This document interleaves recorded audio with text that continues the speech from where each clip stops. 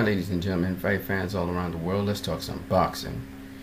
So we're going to talk about three basic, I'm going to have to use skill sets or let's say characteristics of Floyd Mayweather Jr. that make him what he is, because he's not been figured out so far and he is somewhat of an enigma. So let's go ahead. The first one is adaptability. Here you see him against Marcos Maidana in the second fight, and you'll notice that, well, at this point in the fight, he's not using his legs as much. But in the second fight, he was really using his legs against Marcos Maidana. As you will see right here, he's not trying to stay against the ropes at all. He keeps on moving out the way of Marcos Maidana. Whereas in the first fight, he fought him toe-to-toe. And actually, Marcos Maidana had many occasions where he backed him up against the ropes, like here. And he's a very tough guy. But you can see his versatility is what helps Floyd Mayweather a lot. Here he is against Sean Mitchell. Just moved up to welterweight. This is second welterweight defense. And what you notice is he's not taking a step back at all. He's more or less walking Sean Mitchell down, as you will notice. As the fight progresses, you will notice he's walking him down.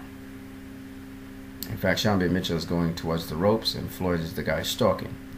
Against Robert Guerrero, you will notice he has a different style. Notice Sean Mitchell is also southpaw as Robert Guerrero. This time Floyd is circumventing Guerrero, and he's attacking him from different angles. So he would go around him, but he would still have the fight in the center of the ring. So Floyd might fight you off the center of the ring. He may fight you in the corner. In this case, Guerrero caught him in the corner in the 9th round. And here he is beating Robert Guerrero even though he's in the corner with him. So that's just the way how Floyd Mayweather is. He's very versatile. The other thing that is dangerous about Floyd Mayweather Jr., and I think this is his greatest skill set, is his ability to adapt to you. So here he is. Marcos Maidana was landing punches on him in the first fight. But this time, Floyd Mayweather Jr. is starting to trade with Marcos Maidana and having the better of the trades. So you notice he is the one punishing Marcos Maidana. Now Marcos Maidana, the tables have turned. Floyd is attacking Marcos Maidana in the corner now. Alright, so that's the kind of guy Floyd Mayweather Jr. is.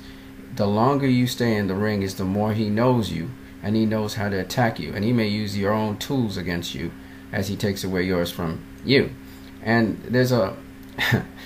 Did you see that? He just did an overhand chopping right that was similar to what Marcos Maidana was doing. So he had assimilated what Marcos Maidana was doing, and he was able to do an overhand chopping right. Here he's counting Marcos. Oh no, this is when Marcos Maidana caught him in the head. So because of his adaptation works twofold. It works defensively and offensively. The thing about Floyd is he's gathering information about you. I remember Al Bernstein saying he's like the Borg. He's developing information about you, and he's using that information against you all the time. So the problem with Floyd Mayweather Jr. is that while you think he's only looking to be defensive, he's actually also offensive. Which comes to the third point. His defense works into his offense very seamlessly. And Floyd Mayweather Jr. is a guy who he is defensively minded, meaning even when he's constructing his offense, he has a defensive route or maneuver that he utilizes to make sure that you don't counterpunch him. But what people don't understand is he's an offensive machine. And here you see him again working the offense. I mean, he has ridiculous conditioning. And here he is countering Marcos Maidana in this first fight. In Sean Mitchell's case, look at him deal and offset the southpaw.